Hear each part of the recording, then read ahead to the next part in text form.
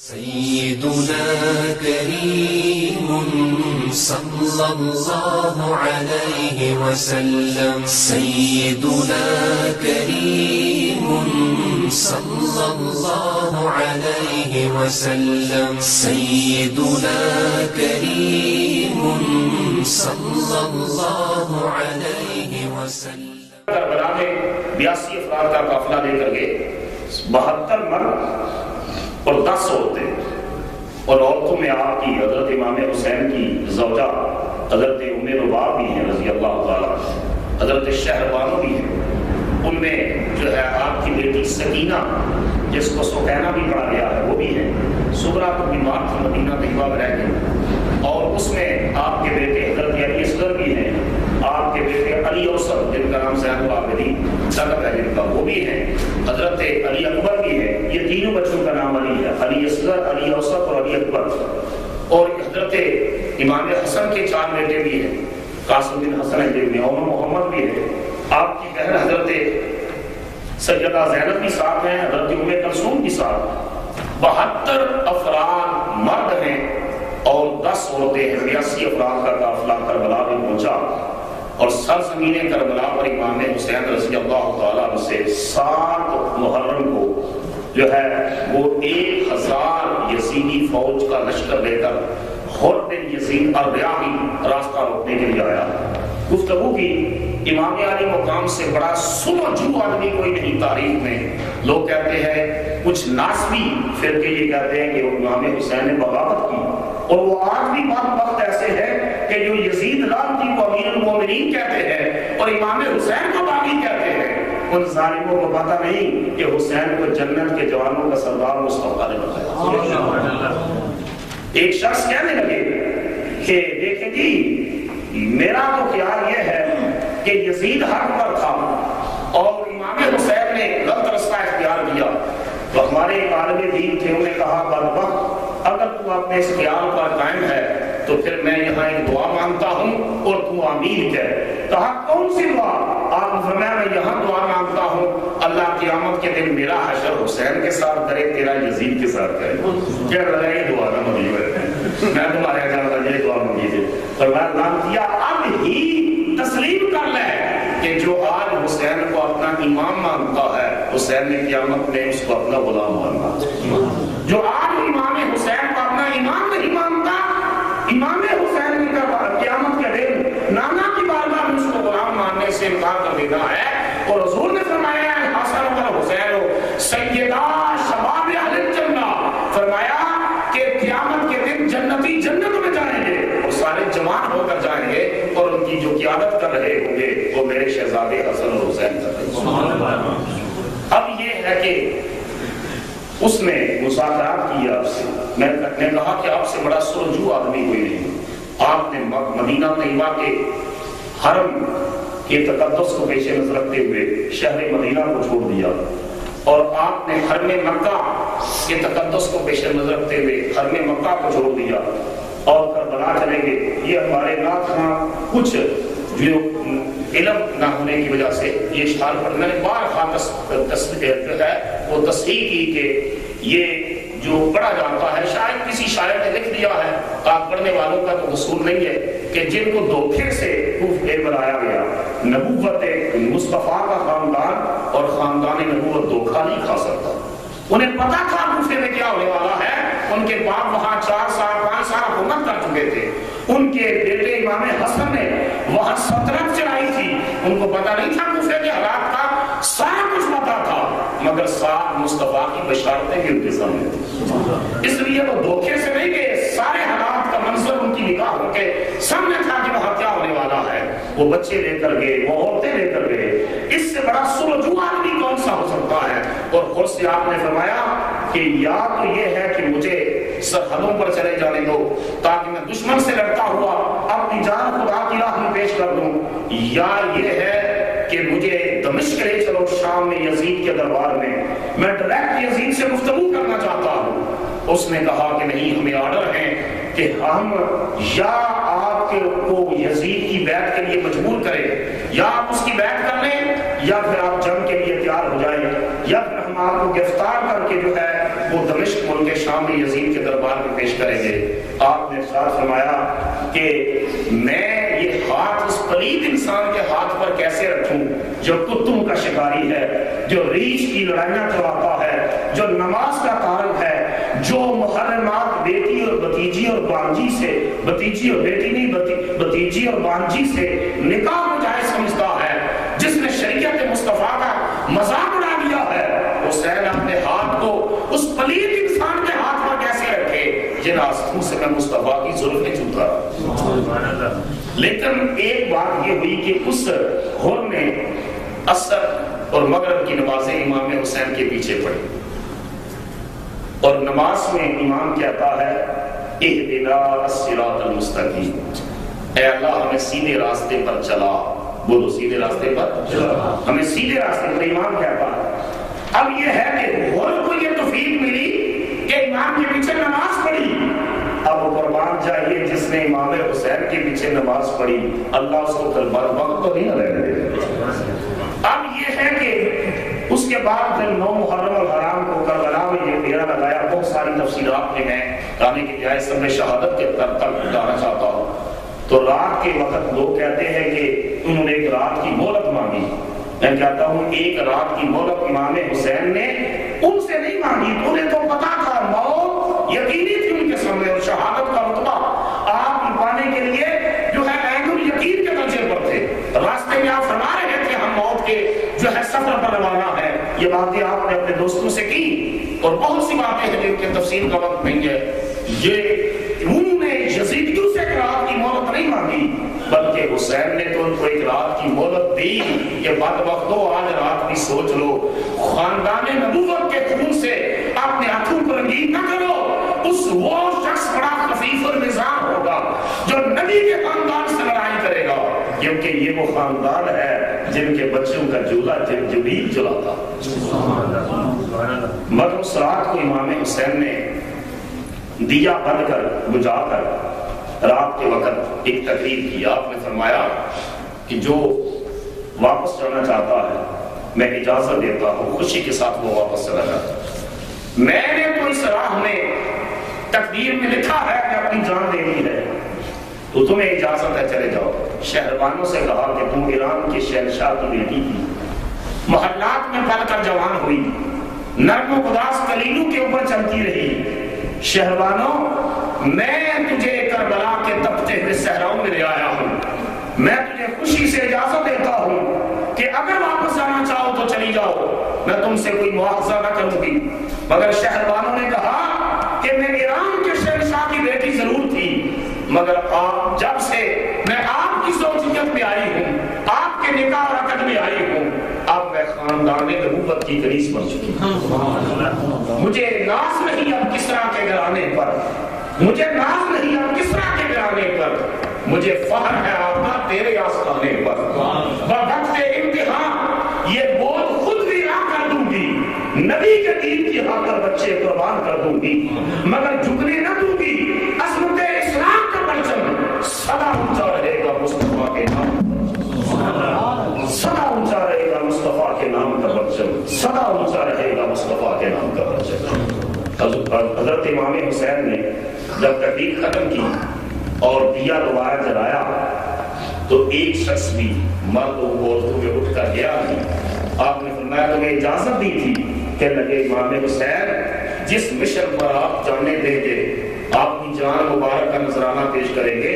ہم بھی اسی مشن پر اپنی جانوں کا نذرانہ پیش کریں گے۔ الغرض وہ ساری رات خیموں کے اندر تلاوت کی، ذکر کی، تسبیحات کی جو ہے وہ آواز آتی رہی، اس میں مصروف رہے،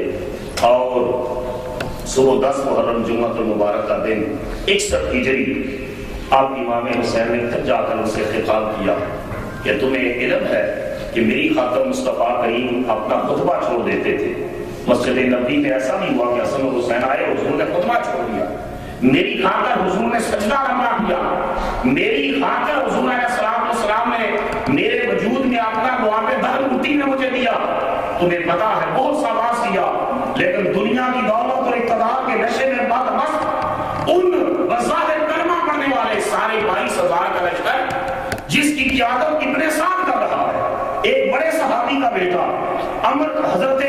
اعلیٰ حضرت نے اس کے بارے میں لکھا ہے خبیث ابن طیب کہ باپ تو بڑا پاکیزہ تھا مگر بیٹا بڑا خبیث نکلا کہ وہ امام حسین کے مقابلے میں یزیدی لشکر کا کمانڈر ہے، کمانڈر ان چیف ہے، 22,000 لشکر کی جو قیادت کر رہا ہے۔ یہ عمرو بن سعد ہے اتنے بڑے صحابی کا بیٹا۔ پتا چلا کہ دنیا کی دولت اور دنیا کی سیاست اور دنیا کا عہدہ اور دنیا کا اقتدار انسان کو اتنا اندھا کر دیتا ہے کہ وہ رشتوں کی پہچان بھول جاتا ہے، وہ دین کی قدریں بھول جاتا ہے، وہ نبوت کا خون بھول جاتا ہے۔ جب آپ نے وعظ و تقریر کی تو اس مجمع پر کوئی اثر نہ ہوا، مگر ایک جوان تھا جس نے 3 دن قبل آپ کے پیچھے نماز پڑھی تھی اور 1000 کی لشکر کا وہ کمانڈر تھا، اور وہ کبھی عمر بن سعد کی طرف دیکھتا، کبھی امام حسین کی طرف دیکھتا، اور اس کے بعد اس نے کہا یزیدی لشکر سے مخاطب ہو کر اے شیمن لئی، اے عمر بن سعد، کیا ابھی تم حسین سے جنگ کرو گے؟ انہوں نے کہا ہاں کریں گے، اس لیے کہ ہماری نظروں کے سامنے یزید کا تاج و تخت ہے۔ اس نے کہا لعنت ہے تمہارے یزید پر اور اس کے تاج و تخت پر، تمہاری نگاہ یزید کا تاج دیکھ رہی ہے اور میری نگاہ حسین کی پیشانی میں محمد کا خون دیکھ رہی ہے۔ اور گھوڑے کو ایڑی لگائی اور لشکر یزید سے نکل کر لشکر حسین میں آ گیا اور امام حسین کے سامنے آ کر ہاتھ جوڑ کر کھڑا ہوا کہ لگا 3 دن ہو گئے ہیں میں نے آپ کا راستہ روکا ہوا ہے،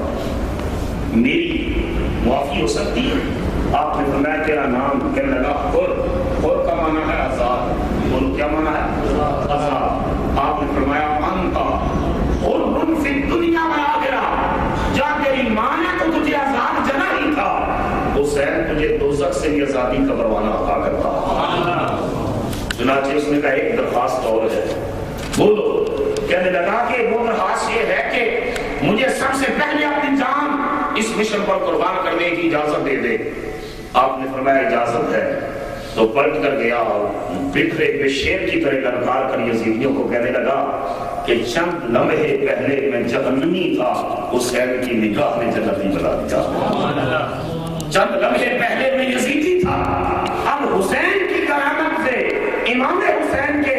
جو ہے توجہ سے، جو ہے میں اور ان کے نامے کے کام سے حسینی بن چکا ہوں۔ اور پھر یہ کہنے لگا، اس کے احساسات و جذبات کو کسی شاعر نے الفاظ کا جامع پہنایا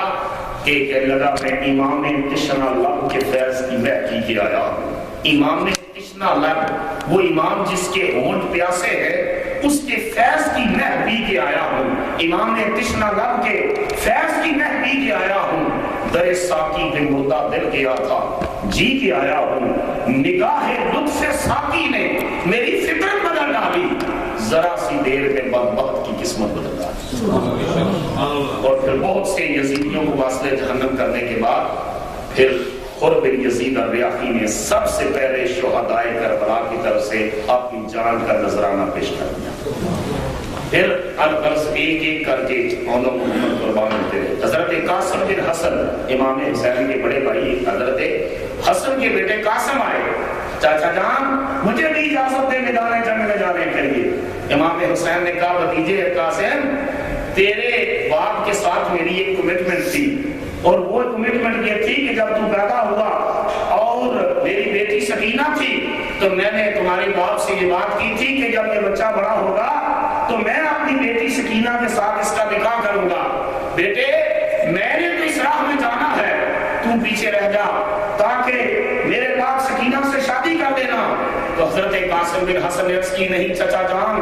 مجھے میرے باپ نے وصیت لکھ کر دی تھی اور کہا تھا جب مشکل وقت آئے تو اس وصیت کو کھول کر پڑھنا۔ یہ وصیت ہر باپ کے لیے اور آپ کے لیے کرنا واجب ہے، یہ یاد رکھ دیں۔ اسی جمعے پر اس پر میں تفصیل سے بات کروں گا، واجب ہے۔ اور کہا مشکل وقت میں کھول کر پڑھنا، تو میں تویز کی طرح اس وصیت کو اپنے پاس رکھتا تھا۔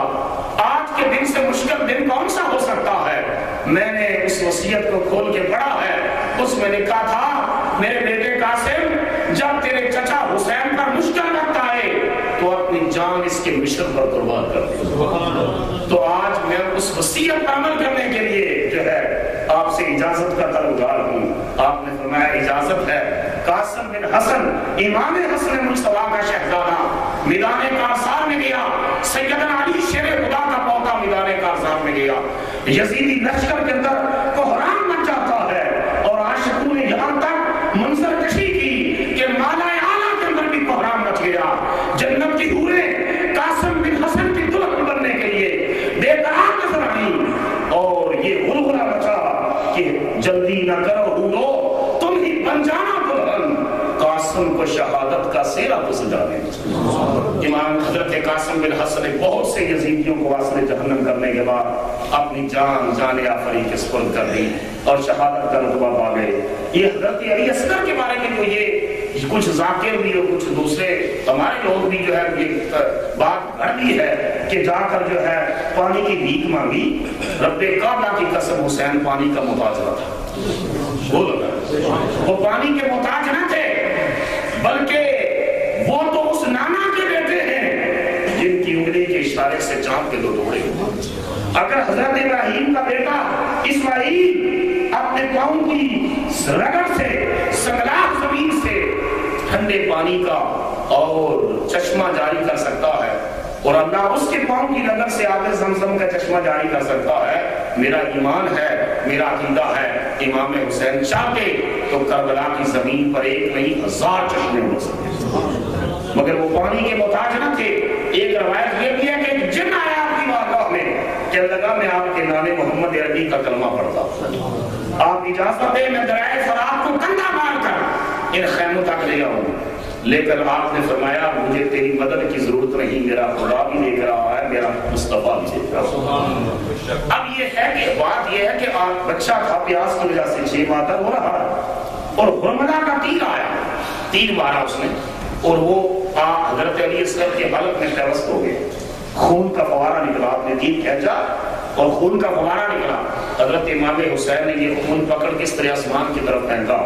کہا اللہ تو گواہ رہنا، میں تجھ کو گواہ بنا کر کہتا ہوں، دیکھ یہ لوگ تیرے نبی کے خاندان کے ساتھ جو ہے کیا سلوک کر رہے ہیں۔ اور علامہ اقبال علیہ الرحمٰن نے اس واقعے کے اوپر جو تبصرہ کیا، اقبال نے کہا تھا حضرت علی اصغر کی شہادت پر، اقبال نے کہا تھا یہ پھول اپنی لطافت کی داد پا نہ سکا، یہ پھول اپنی لطافت کی داد پا نہ سکا، کھلا تو ضرور مگر کھل کے مسکرا نہ سکا۔ اب یہ ہے کہ ایک شہید ہو گئے، حضرت عباس بھی شہید ہو گئے، حضرت علی اکبر جو 18 سال کی ان کی عمر تھی، کربلا میں 10 محرم کو فجر کی اذان حضرت علی اکبر نے پڑھی تھی اور جماعت حضرت امام حسین نے کروائی تھی۔ یہ کربلا کے مسافروں کی کربلا میں آخری اذان اور آخری جماعت۔ آپ اندازہ کریں کہ علی اکبر کی آواز گونجی ہوگی کربلا میں، اللہ اکبر اللہ اکبر، کہ there is no God except Almighty Allah, there is no God except Almighty Allah, there is no able to worship except Almighty Allah۔ اتنی بلند اقبال آواز فرشتوں کی بھی نہ ہوگی کہ جب کربلا میں علی اکبر اپنی آواز سے کہہ رہے تھے آج فجر کی نماز میں تو میں اپنی زبان سے اللہ کے ایک ہونے کی گواہی دے رہا ہوں، فرشتوں دیکھ لینا ظہر کی نماز سے پہلے میں اپنے خون سے کربلا کی زمین اور صحرا پر لکھ دوں گا لا الہ الا اللہ محمد رسول اللہ۔ اب یہ ہے کہ جب ان کی باری آئی تو بحران مچ گیا یزیدی لشکر میں۔ شمر نے ابن صاحب سے پوچھا کہ یہ جوان کون ہے؟ اس نے کہا یہ حسین ابن علی کا بڑا بیٹا علی اکبر ہے۔ آپ نے فرمایا یہ تجھے میرا تعارف کیا کروائے گا؟ میں تجھے تعارف کرواتا ہوں کہ ہم کون ہیں؟ کہا کہ محمد کے نواسے ہیں، وطن دور ہمارا، آدم سے جو پہلے تھا وہ تھا نور ہمارا۔ اور بہت سے لوگوں کو جو ہے واصل جہنم کرنے کے بعد حضرت علی اکبر نے شہادت کا رتبہ پایا۔ بہت سی تفصیلات ہیں، میں کنکلوڈ کرتے ہوئے اس بات میں بتا رہا ہوں کہ جب امام حسین ایک بیٹے بیمار زین العابدین رہ گئے تھے، انہوں نے بھی اجازت مانگی، فرمایا بیٹا تم بیمار ہو، ایک تو بات یہ ہے، اور دوسری بات یہ ہے کہ پیچھے عورتوں کی جو حفاظت کی ذمہ داری بھی تم نے اٹھانی ہے۔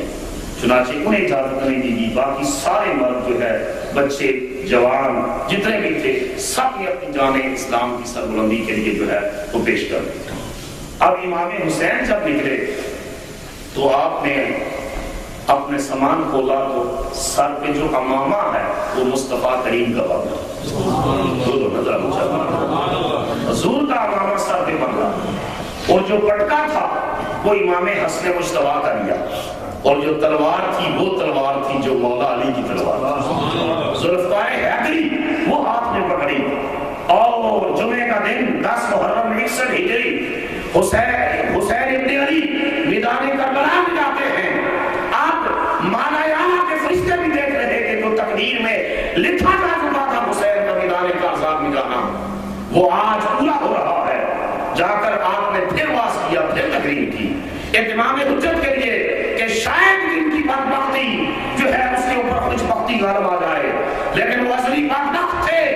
ان کی بدبختی ان پر غالب رہی۔ چنانچہ لڑائی ہوتی رہی، امام حسین نے بہت سے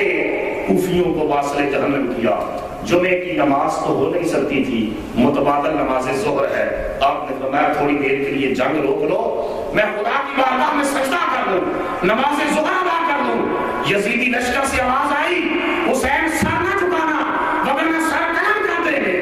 آپ نے فرمایا لعنتی ہو، میں نے اس سر کو کیا کرنا ہے جو بے نماز؟ کہا یہ سر یزید کے تخت کے سامنے نہیں جھکا، اس لیے کہ یہ خدا کی دہلیز پر جھکا،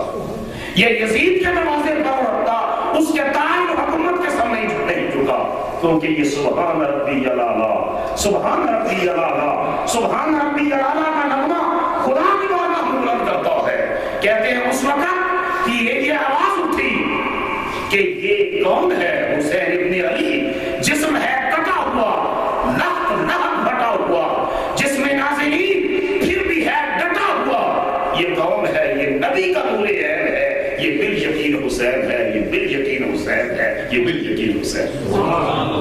تو آپ نے فرمایا تمہیں اگر اجازت نہیں دینی تو مجھے تمہاری تلواروں کی کوئی پرواہ نہیں، کیونکہ یہ رجز آپ نے میدان کربلا میں پڑھا تھا، ان کان دین محمد لم یستقیم الا بقتلی یا سیوف و حضوری، کہ اگر میرے نانے کا دین میرے قتل کے بغیر قائم نہیں رہ سکتا تو اے تلواروں آؤ اور حسین کے جسم میں گھس جاؤ، میں اپنے خون سے اس امارت کو تعمیر کروں گا، جو امارت کے اوپر قیامت تک جھنڈا لگائے گا محمد عربی کی عظمت کا جھنڈا، مصطفیٰ کے دین کا جھنڈا ہوگا، لا الہ الا اللہ کا جھنڈا ہوگا، محمد رسول اللہ کا جھنڈا ہوگا۔ چنانچہ سر سجدے میں رکھا، پتہ نہیں ابھی کتنے یزیدیوں کو انہوں نے جہنم میں پھینکنا تھا اپنی تلواریں حیدری کے ذریعے، لیکن نماز کے وقت کی وجہ سے سر سجدے میں رکھا، نماز کی نیت باندھی، سر سجدے میں رکھا۔ وہاں سے آواز گونجی اگر حسین نے نماز مکمل کر لی تو بہت سے لوگوں کو اور جہنم مسیح کر دیں گے، نماز میں ہی حسین کا کام تمام کر دو۔ چنانچہ سجدے کی حالت میں حضرت امام علی مقام رضی اللہ تعالیٰ عنہ کے سر انور کو کاٹا اور کاٹ کر نیزے کی نوک پر انہوں نے چڑھایا اور اپنی کامیابی کے نعرے لگانے لگے۔ یہ جو سجدے میں سر کاٹا میں اسی پر ختم کر رہا ہوں۔ جب حضرت علی شہید ہوئے کوفہ میں، فجر کی نماز کے وقت ایک عبد الرحمن ابن ملجم جو ہے وہ ایک خارجی تھا، اس نے آپ پر حملہ کیا۔ یہ جو آج کلمہ پڑھنے والے یہ دیکھیں نام دیکھ لو، عبد الرحمن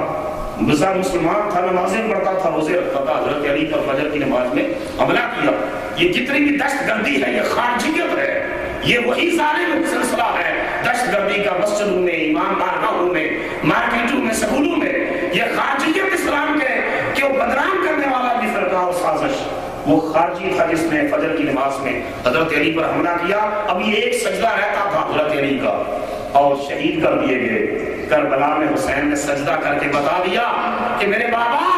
کوفہ میں فجر کی نماز جس کا آغاز آپ نے کیا تھا اس کو کربلا میں اختتام پذیر حسین کرنے والا، اور وہ سجدہ جو کیا، اسلام آباد کے ایک شاعر ہے افتخار عارف، اس نے بڑی خوبصورت منظر کشی کی۔ انہوں نے کہا یہ کربلا کی خاک پر ایک عجب آدمی سجدے میں ہے، یہ کربلا کی خاک پر ایک عجب آدمی سجدے میں ہے، موت رسوا ہو چکی، زندگی سجدے میں ہے۔ اور وہ جو علی شیر خدا کا ایک سجدہ بچ رہا تھا وقت فجر، وہ جو علی شیر خدا کا ایک سجدہ بچ رہا تھا وقت فجر، یہ فاطمہ کا لال شاید اسی سجدے میں ہے. سنت رسول اعظم ہے یہ سجدے کا طول. کل ایک نبی سجدے میں تھا، آج ایک ولی سجدے میں ہے. جب یہ حسین مصطفیٰ پر سوار ہوئے تھے اور حضور نے نماز سجدہ لمبا کر دیا تھا، 3 تسبیحیں، 5 7 9 11 70 تسبیحات پڑھی. آگے بڑھنے لگے تو سوچا ہوگا کہ یا اللہ میرا قانون میں نے بنایا کہ 3 تسبیحیں پڑھو، 3 نہیں تو 5 پڑھ دو، 5 نہیں تو 7، 7 نہیں تو 9، 9 نہیں تو 11.